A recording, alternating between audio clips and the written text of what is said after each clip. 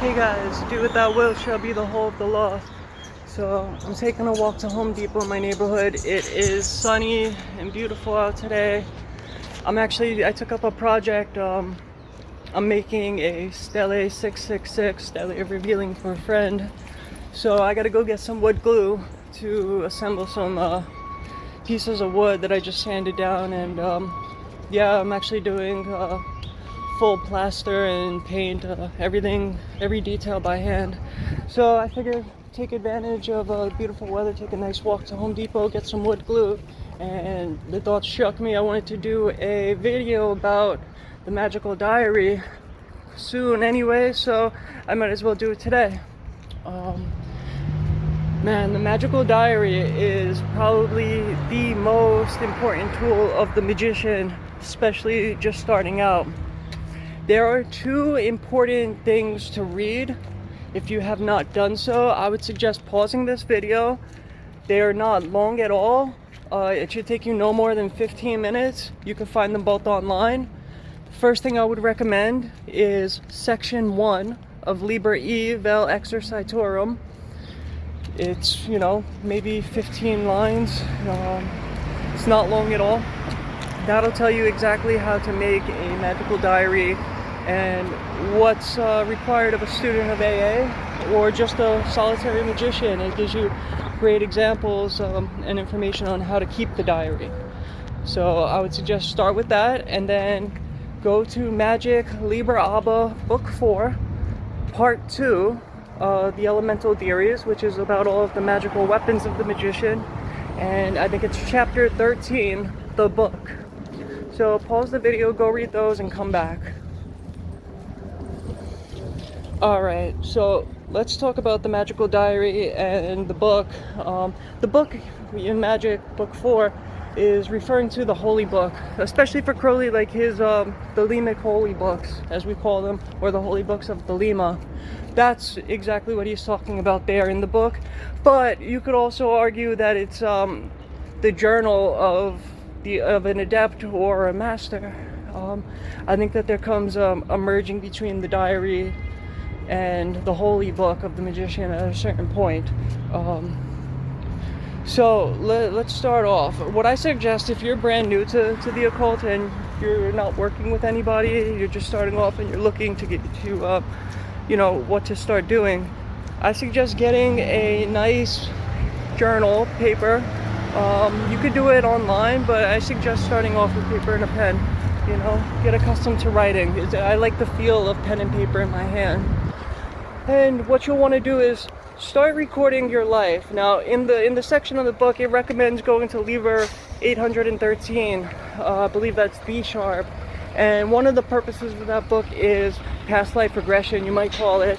It gives you meditations on how to look back at previous incarnations. Now, that's meant for high-ranking adeptus exemptus. It's a text fairly close to crossing the abyss. So if you're new, don't worry about past life regression. That might be something that interests you, and just make note of it. Basically, the point of that is looking backwards in time until you bridge the gap from when you were first born as a baby, bridging the gap from the first thing you experience upon coming into the world, and then the nothingness in the womb, and then the gap before that. And done correctly, you'll be able to start to experience your past incarnations through that method. Now, with the journal itself, what you're going to want to do is, anytime you're thinking of doing a meditation, a ritual, anything at all, you want to first record what you're doing. What is the purpose of it? What it entails? As much detail as possible. Next, you're going to want to record your emotional states, your physical state of being,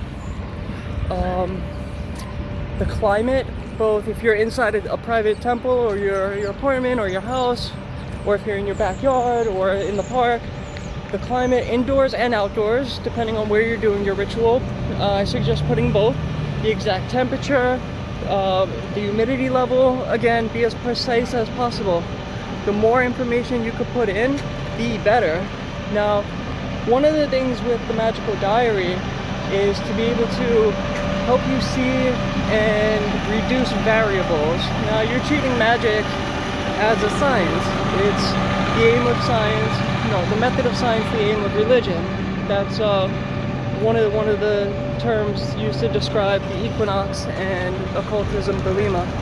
So you're going to treat all of your rituals, all of your meditations as an experiment, and the main purpose is achieving union, what might be called actual yoga, or union with the divine, union with God, right? Nirvana, right? So in doing that, let's say you're starting off with learning asana. I think that that's a great place to start. Stillness of body. You're going to want to write down exactly how you're feeling physically, what posture you're choosing, how long you're doing it for, and then anything that comes up during the experiment. Let's say you do 5 minutes to start off. What were you feeling physically? How many times did you fidget? If you were sitting in the God position with your legs at right ankles, both hands on your knees, your back upright, eyes closed, looking forward. If your little pinky moves even once, that's called a break. You moved.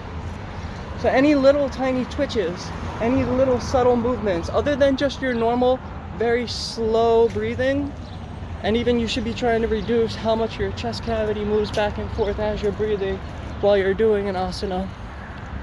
So you're going to want to write down how many times you broke, what helped, and you could start to look back at journal entries as you go on, and you'll start to see things that helped you.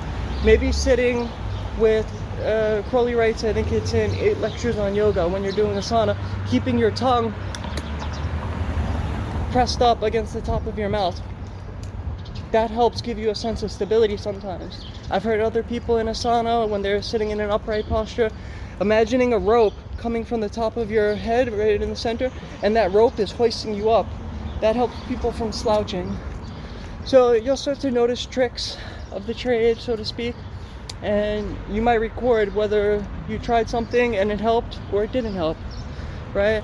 You might note that it was very humid that day, and for some reason you had no problem sitting completely still, and you had maybe 1 or 2 tiny breaks, or you had no breaks. Meanwhile, when it was very dry climate, you had a ton of problems. So in one sense, the journal helps you record your progress. Also, keep in mind, when you're making a journal, write it from the scientific perspective. Treat it as like a scientific journal, that you're doing these experiments to help everybody else. Let's say you're conquering drug addiction and you're studying the diet of the drug fiend, and you're writing how many times you've used, or what you're decreasing of dose of whatever drug you're trying to get off of. Let's say it's even smoking.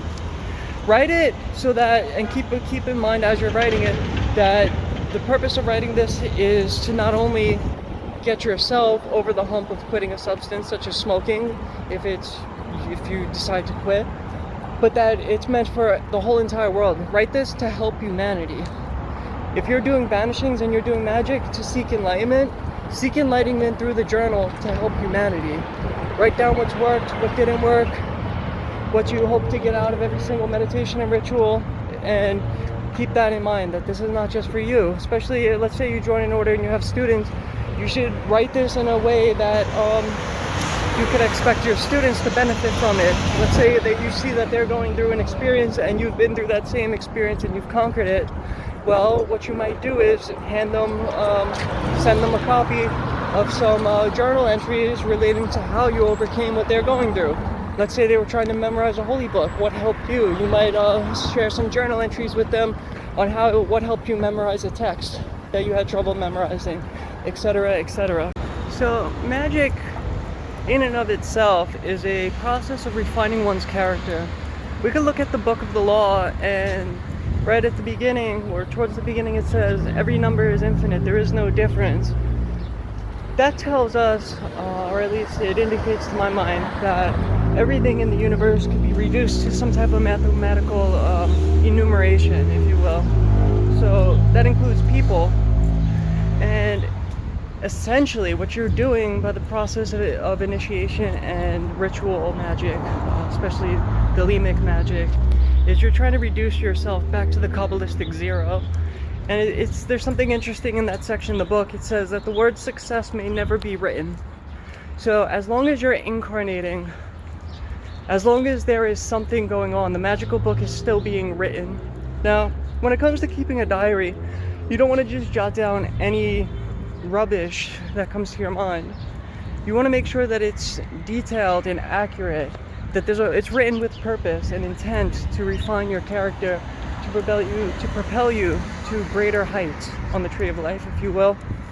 So the process of doing that, I could give examples of my own journal entry towards the end of this, but you'll start off, like I said, by writing the time, the date.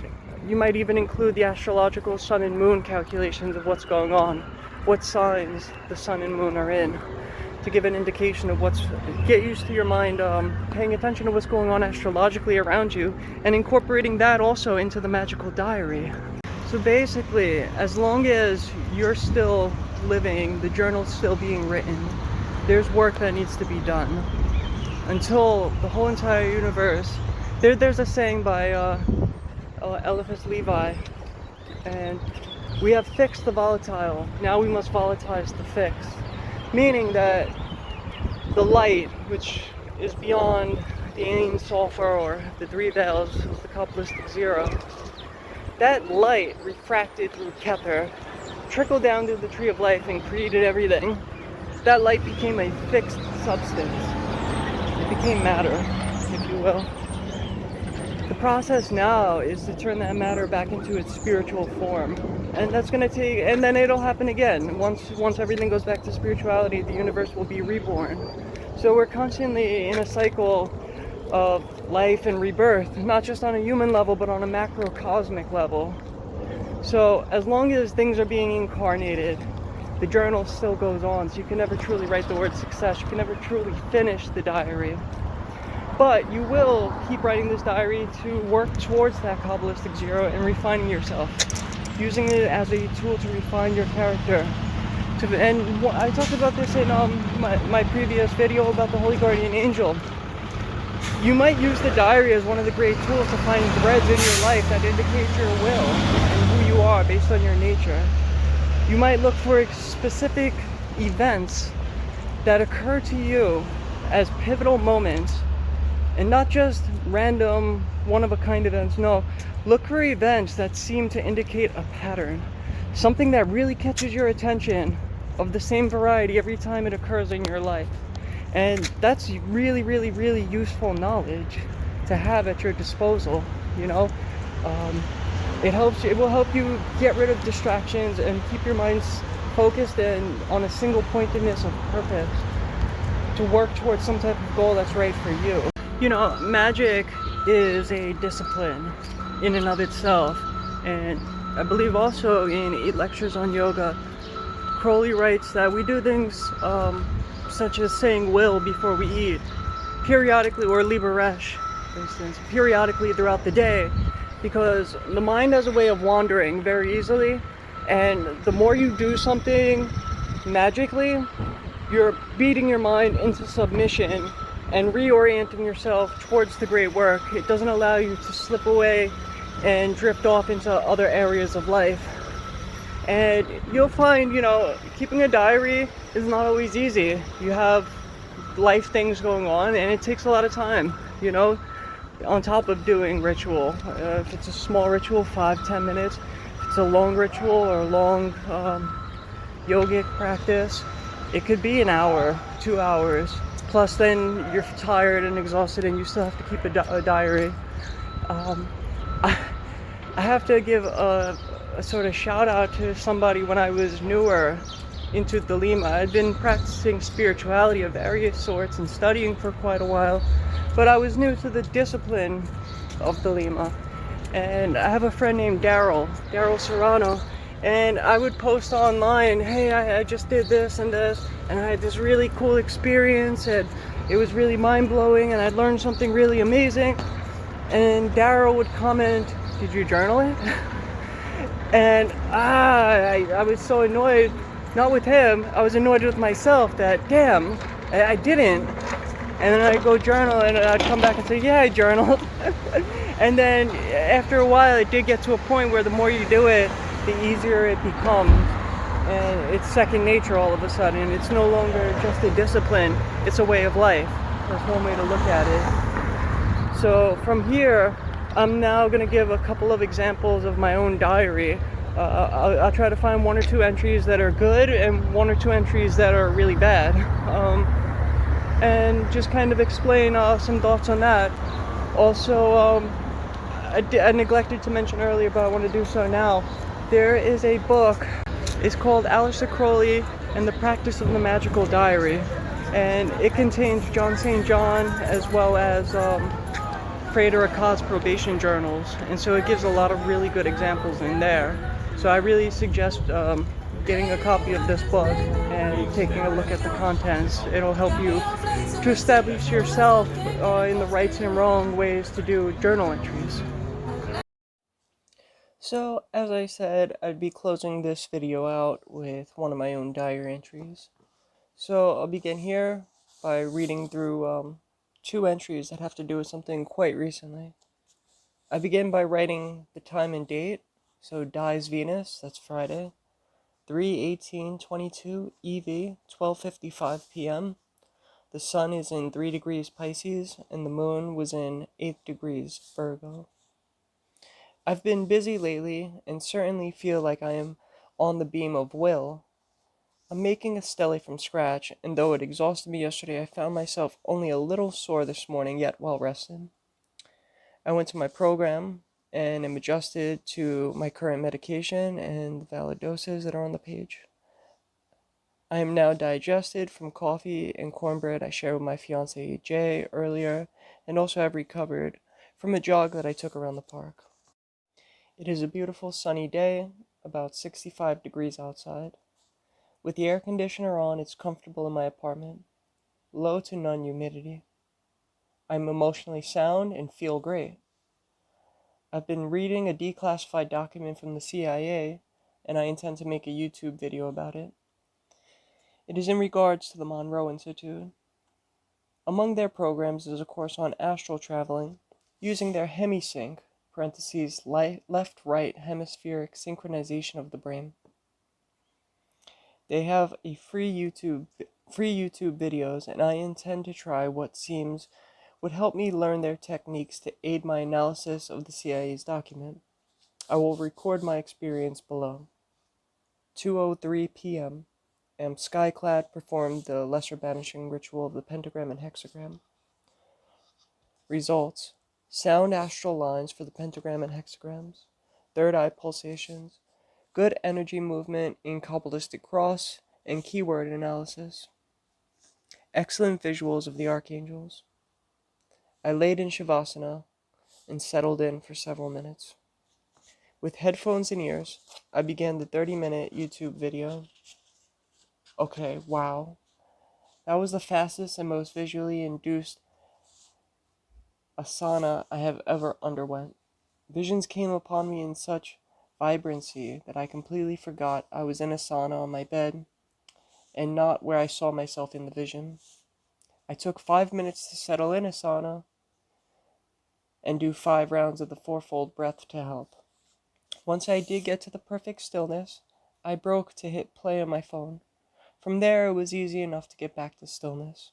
The meditation caused trippy lights, flowing like dense, gooey air behind my eyelids. About halfway into it, the voice guide instructed me to create a safe place to go to. I had just begun to catch glimpses of the desert, so I chose that, and soon after found myself in an old Egyptian temple. I was soon in the presence of my HGA. While there, I posed 2 questions and received the following answers. 1. What is the most important thing for me to know right now? And the answer: before me appeared first an altar with a fist-sized ruby. I grabbed it. Then a second pedestal in front of the first appeared. This held a similar-sized black star ruby. Then a third pedestal to the right of the first. It held a sapphire. Ahead of it, a pedestal with a 12-rayed star sapphire. Then finally, ahead and poised between them, a 5th pedestal. This had a fist-sized diamond. When at first the ruby had appeared, my mind said, war. as I looked upon it. Then I thought, creation, looking at the sapphire. My mind was silent for the other 3 gems. My HGA said, "These are all within you. Remember well that you could grasp them at any time." My second question, what is my career path? The answer, go do service, attend community meetings, political rallies, and volunteer anywhere that involves public service. Go back to the LGBT Center for trans meetings. Ask the other women there to meet up with you for coffee. Take numbers. See how some do activism and get involved. Then go back to school. Take courses in law and political science. Look to be in public service. Try schools in New Jersey instead of New York. Find this path and follow it. Aside from that vision, which definitely felt like a full out-of-body experience, there were several lengthy times where when I focused on what I was feeling physically, it felt like my arms, parentheses for instance, were moving under my torso, yet I was perfectly still with my arms at the side. It did not feel like I was simply laying in a sauna, but rather that I was floating in a strange foreign space. On Sunday I will try this again, and tomorrow I will have a go at another free trial. This felt like a very successful go, and if other techniques work to shift consciousness from the mind to somewhere in the physical world, I could see why the intelligence agency would attempt to use such techniques. Lastly, the final minutes was a beating sound, which immediately, and for its duration, caused an intense internal vibration, first between both sides of my brain, then through my body, back and forth from left to right, to left, etc., down from my head like a wave. I realized I easily achieved a sleeping/REM state while in a waking physical matter. Extraordinary. Thus is a very recent example of a fairly good, direct, accurate, and very descriptive journal entry in the Magical Diary. That's it for this episode. I hope that it was informative. Don't forget to subscribe, like, and I'm not on social media, so I'm really dependent upon viewers to share these videos if you would like to see more people get involved in this channel, and for me to keep putting up new content. Love is the law. Love under will. See you next time.